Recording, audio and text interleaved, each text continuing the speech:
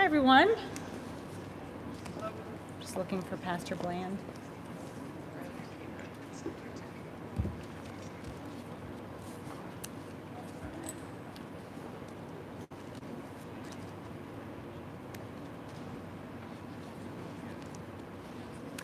Well, thank you all for joining me here this evening. I'm going to cut right to the chase. I know you're all here tonight to hear about results, and I do have some results to report. Yes, it is true, Zadarius Smith is coming to the Lions. Well, I know you're all here to not just hear about the Lions. I will give you a few updates as we close out not just the NFL trade deadline, but also another important deadline here today, of course, the closing of our polls in this historic general election. Now, just about an hour ago, the polls in the final 4 counties in Central Time Zone in our state closed, and voting in the 2024 general election is now, for the most part, over.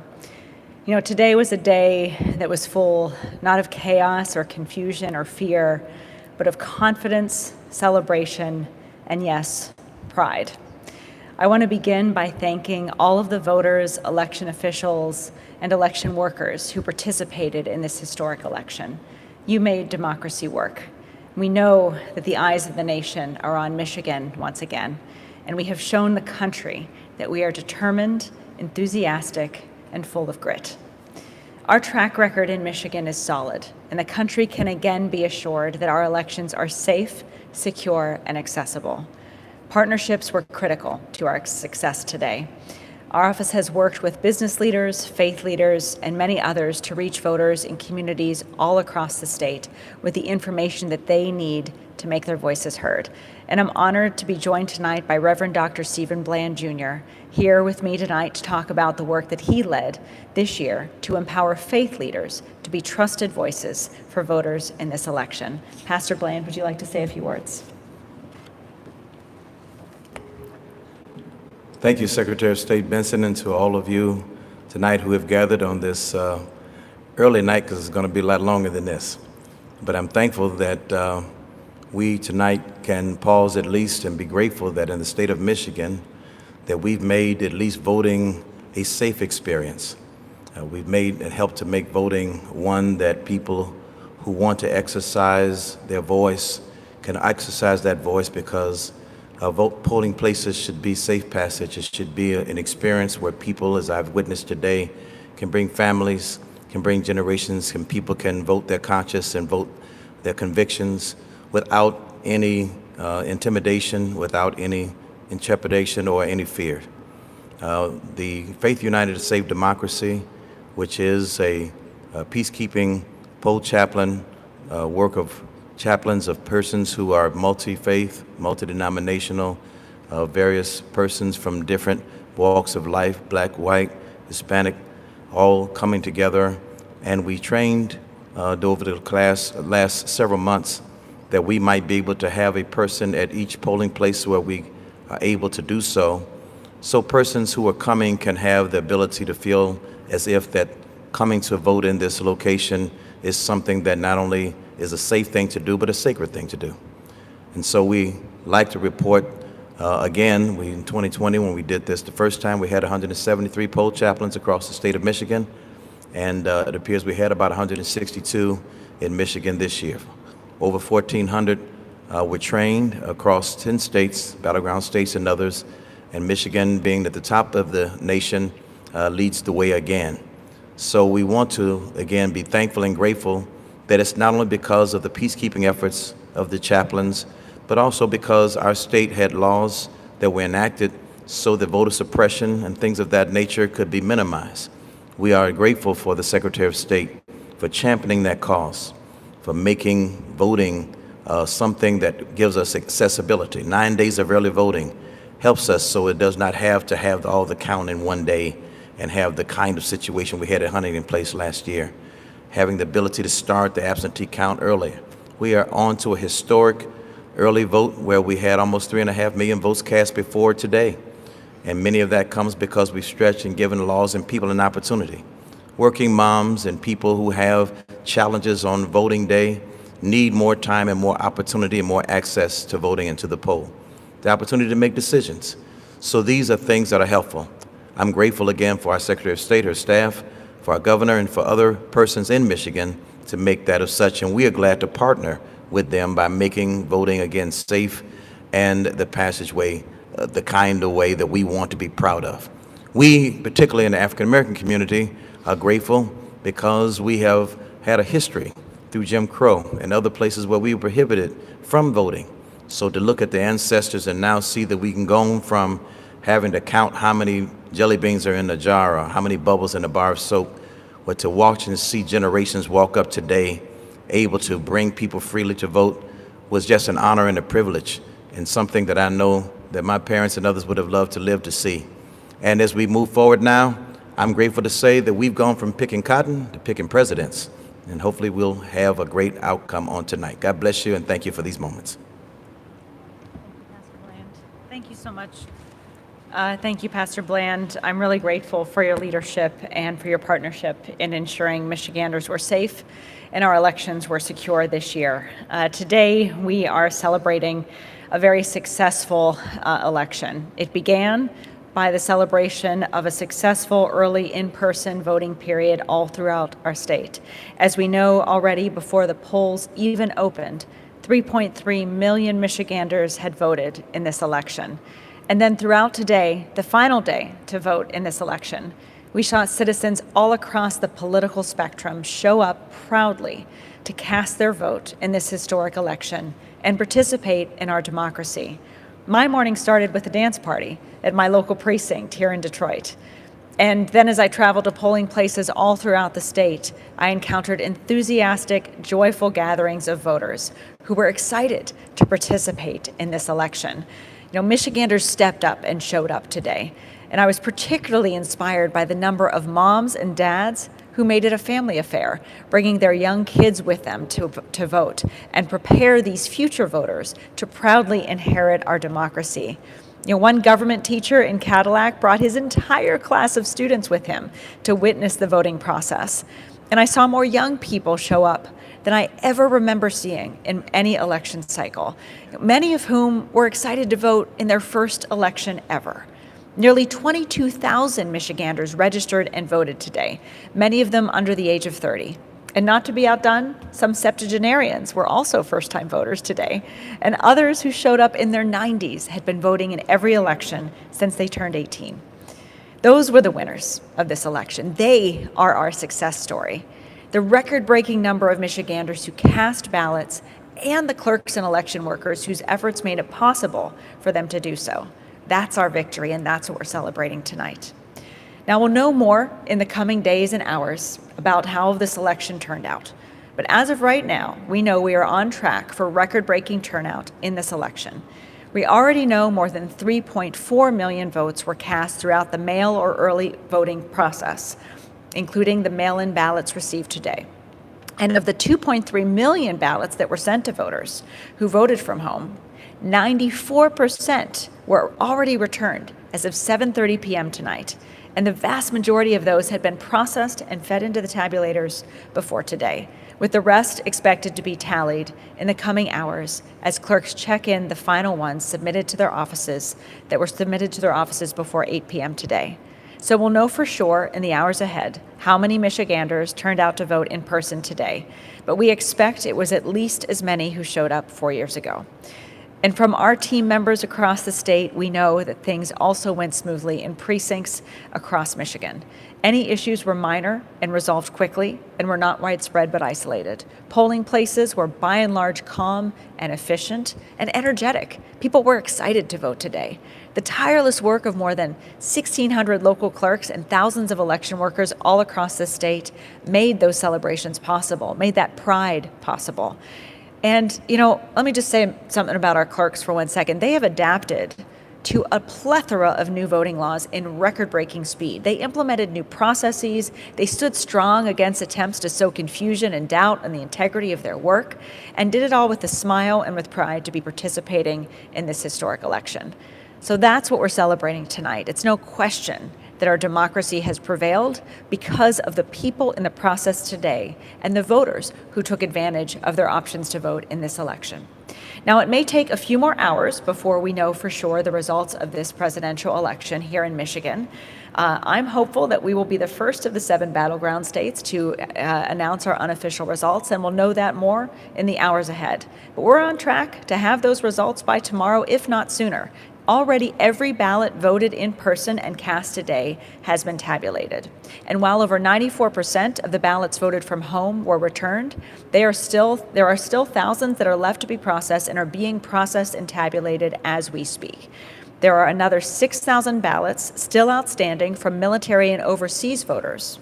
And under our law, as long as those ballots are postmarked by today, they will still count as long as they are received by Tuesday, November 12th.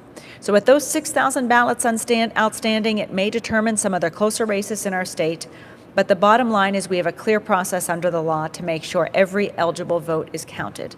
And that process takes time. Election workers across our state are processing, verifying, and counting ballots, and they're double-checking the totals before reporting them to the public. That will take as long as it needs to take in order to ensure we are delivering complete and accurate results.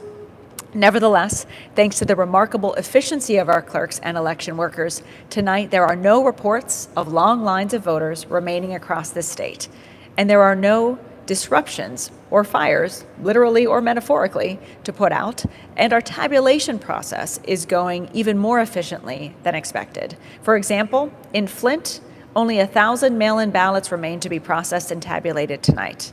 I just came from Huntington Place in Detroit, where workers there finished tabulating every ballot received before 4 p.m. today, and the process to tabulate the remaining few thousand ballots over the next few hours will unfold more smoothly and efficiently than I think we had anticipated going into today. It shows that their preparation and their pre-processing really worked to ensure a smooth process this year.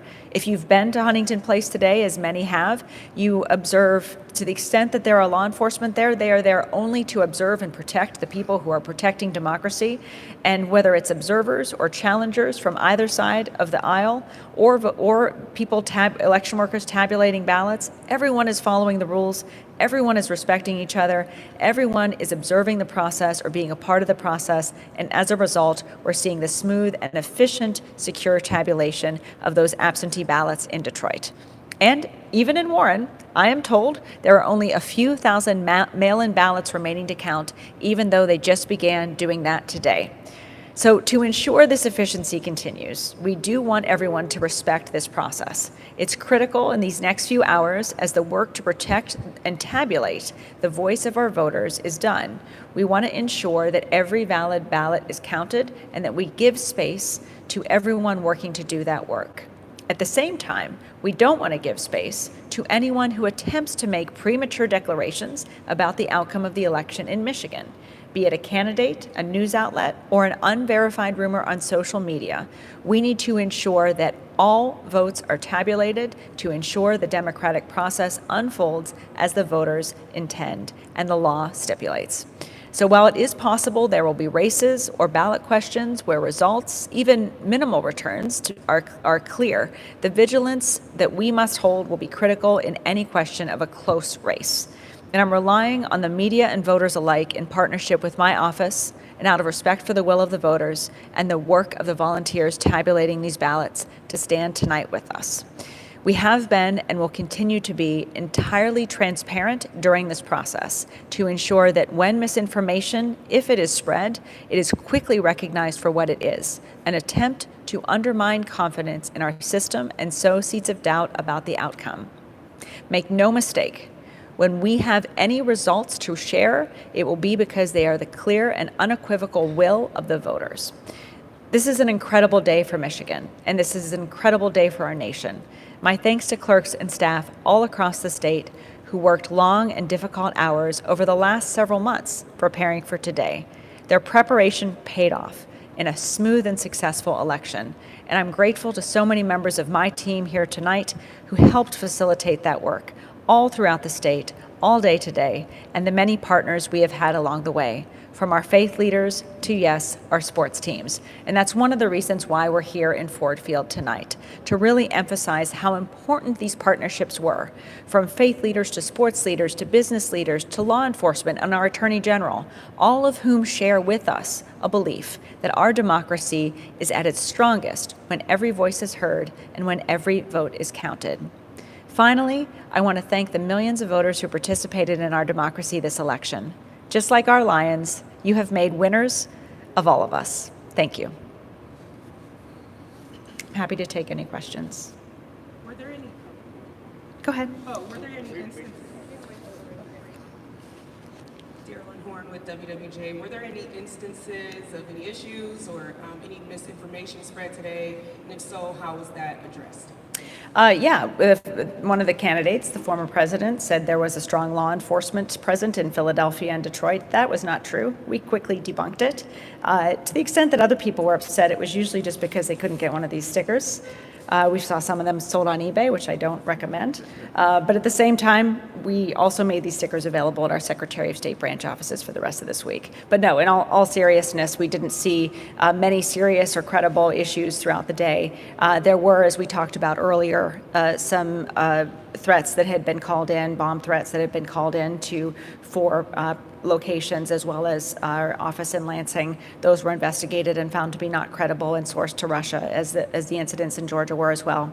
But none of these issues led to anyone not being able to vote, which was our focus throughout the day. And I'm really glad that election workers made sure we weren't distracted by misinformation, and the voters weren't either. Yeah. There were some issues that the ACLU, Kara Berg with the Detroit News, there were some issues of voter intimidation brought up by the ACLU in Oakland County. Is this something that you're aware of, and are you doing anything to address that? We've been working with partners throughout the state to investigate any claims of intimidation or even intentional confusion of voters, and we'll be there to help assist any partners who want to further an investigation. But we've seen no credible reports of anyone being stopped from voting or in other ways blocked from participating in the process.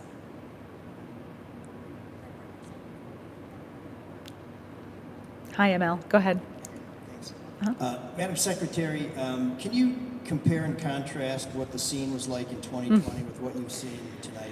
Well, you were just there with me in Huntington Place, and we were remarking on how different it was than 4 years ago tonight. 4 years ago this week, in 2020, we saw a crowd in Huntington Place, then Cobo Hall, of challengers not respecting election workers, hovering over them, in some cases even threatening to interfere with the tabulation of valid votes. It was quite unconscionable and scary for a lot of people there. And it, of course, escalated throughout the week, in particular once the unofficial results of Michigan voters became known and clear.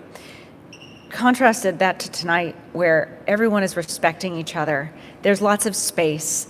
There are observers and there are challengers, and they are there doing their duty and job as well to make sure things go smoothly, but they're not crossing any lines. They're not intimidating anyone. They're respecting the process and respecting each other. And that's really great to see. Yes, 4 years ago, there was a story that stayed with me in Macomb, where you had people in the beginning of the day arguing over their respective candidates for president that they wanted. This was back in 2020. But by the end of the day, they had all seen each other's similarities and were singing God Bless America together.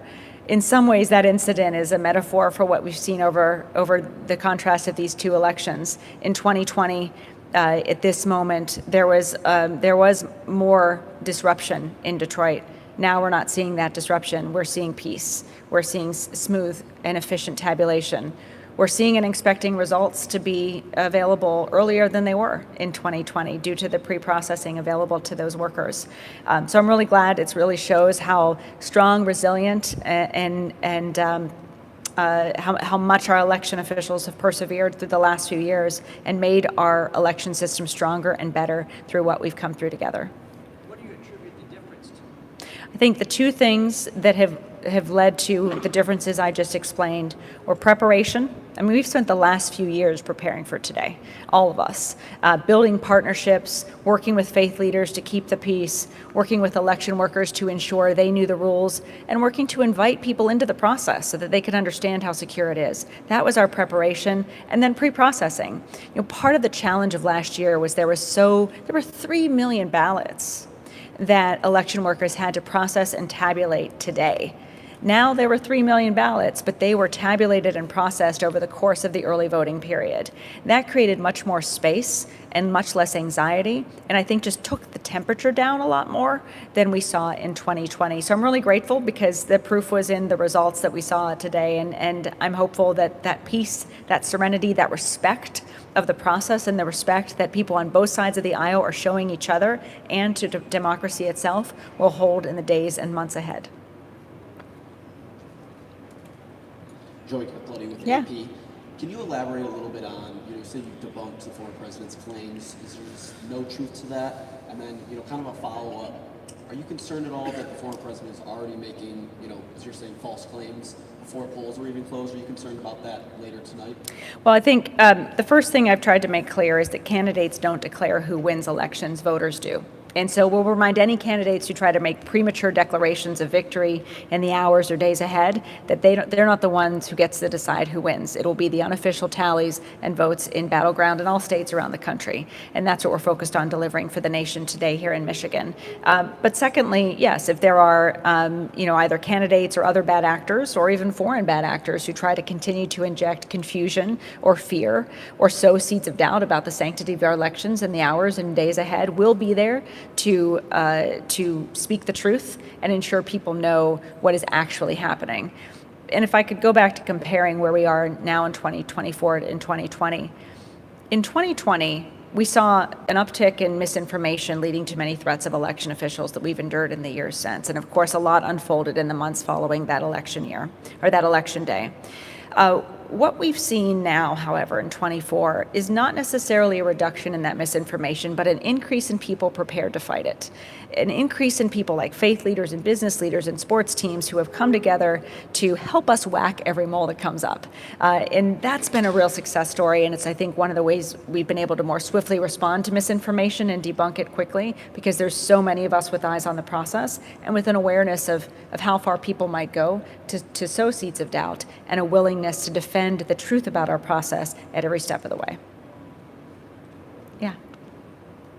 I'm Secretary Aaron Davis of the Washington Post. Can you elaborate at all on the 4 sites that there were bomb threats made? Similar to, we've heard from Secretary of State in Georgia that those were predominantly in heavily Democratic areas. Was there a similar profile to those 4 spots? Can you be more specific? Yeah, you can argue that. I mean, there were 4 voting locations and then our office in Lansing as well. We look at them more as swatting attempts of sort of accusations that something bad is happening in these locations, and then when upon investigation there wasn't. One of the differences, though, as I saw things unfold and talked to officials in Georgia and versus what happened here, is that we didn't see any disruptions of the voting process as a result of these attempted bomb threats. And that's really, I think, speaks to the success of our election workers who just kept making sure things went smoothly. And that was really great to see. And that, again, was our focus, make sure we protect the ability of people to vote and then also counter the misinformation and keep everyone safe. And was there specific events that did tie that to foreign actors? That Yes. you saw? Yeah. According to our sources with law enforcement, the roots of the same threats from Russia to Georgia, the state of Georgia, were rooted as well in the threats here in Michigan. Sarah Schultz with Local 4. Did we get a bunch of first-time voters who Where are you? registered today? There you are. Hi, Sarah. Hi. Hi. Did we get a Yes. bunch of first-time voters who registered today? And overall, how would you rate the turnout for this election? Yeah, we saw nearly 22,000 Michiganders register and vote today. The exact number was 21,754. We'll have more details on the demographics and locations in the days ahead of those numbers. In the past, it's been usually 6 communities, particularly Ann Arbor, East Lansing, Detroit, Grand Rapids, Kalamazoo, and Dearborn, where we've seen that. That's in past years. We'll do that breakdown in the days ahead to get more of that information. And your second question was turnout. I mean, as I've said already, turnout was through the roof today and throughout this election. Really started, as Pastor Bland was saying, with the early voting process. You know, when we worked over these last few years since 2022 to prepare for early voting in this election, our biggest concern was that people wouldn't know that you could vote early. And a lot of our research leading into today showed that in some cases, half of the voting population didn't know you could vote early. And now we're facing a scenario where 1.2 million Michiganders actually did vote early in person in this election, which speaks to our success in educating voters about this option, and I think really changes the culture of voting in our state and will change the culture of voting in our state for years to come. I think given that we're now in the third of three back-to-back high turnout elections in our state, and we're potentially looking at the highest turnout election in state's history once all is said and done.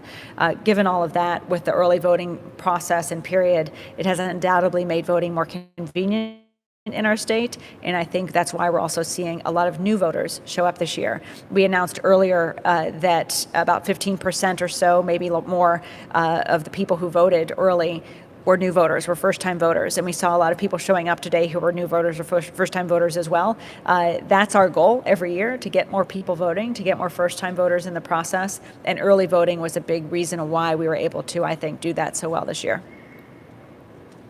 Yes. Benson, Orlando Brand Williams. Excuse my voice. With the New York Times. Just a clarification. 2.3 million mail-in ballots, and 94% of them came back. No, 2.3 is the 94% that have been returned. Yes. So there were 3.2. Sorry, let me get those exact numbers for you. I'm looking for. And we can get those specific numbers for you. There were 2.3 million ballots sent to voters, and of that, 2.12 have been returned. The total number of ballots sent to voters was 2.3 million. Of that, 94% have been returned. Yeah. Thank you. Uh-huh. What do you project turnout at? Well, going into today, we were at 3.3 million. 1.2 million through early, 2.1 through absentee.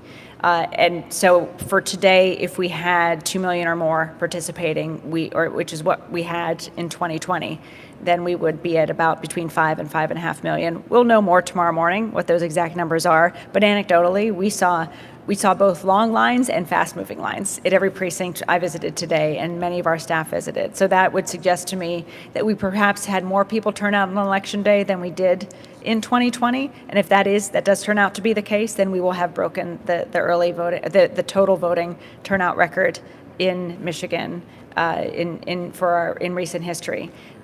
So we'll know more tomorrow. I think we'll do another press conference in the morning with those specific numbers. But every data point I'm seeing suggests we're on track to break that 2020 record. What percentage would that be in Michigan? We don't know yet. We'll get that as soon as we know those numbers. We'll be able to run them for you. But the way I'm looking at it now is going into Election Day in 2020, 3.3 million citizens had already voted. Similarly, going into this Election Day, 3.3 had already voted. And so the question is, did the same number of people vote today that voted on Election Day in 2020? It appears to be yes, perhaps even more. And that's what gives me sense that we are on track to break that record.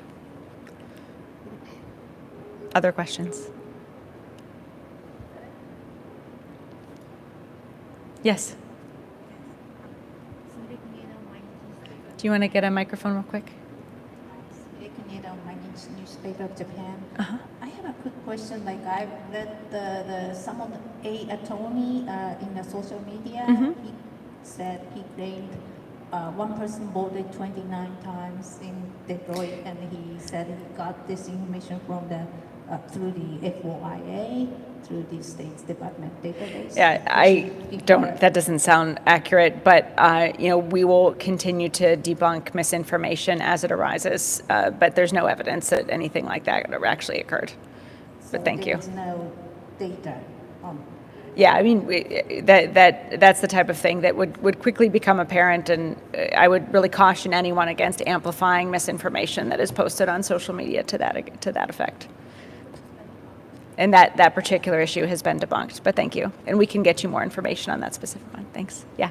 Hey there, you mentioned that you're hopeful to be the first of the 7 battleground states. I'm a little competitive. I'm at Ford Field, for crying out loud. Yeah. Do you know of any places across Michigan that had to stay open beyond the polling close time? No, we checked on that, and there were a few lines right as we were approaching 8 o'clock, but most of them had been completed by 8 o'clock, and there were no reports of long lines on campuses or anywhere else around the state after 8 o'clock.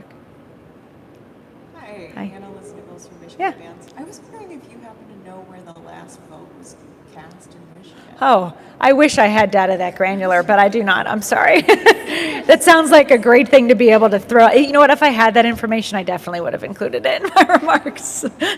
We do know some of the places going into today that had particularly high turnout, like Ann Arbor was at 60% turnout going into today. We've also seen reports that some communities like Traverse City are even higher. We'll know a lot more data in the days ahead on that front. And thank you, everybody. We will be having another report tomorrow. And we have stickers if anyone wants them.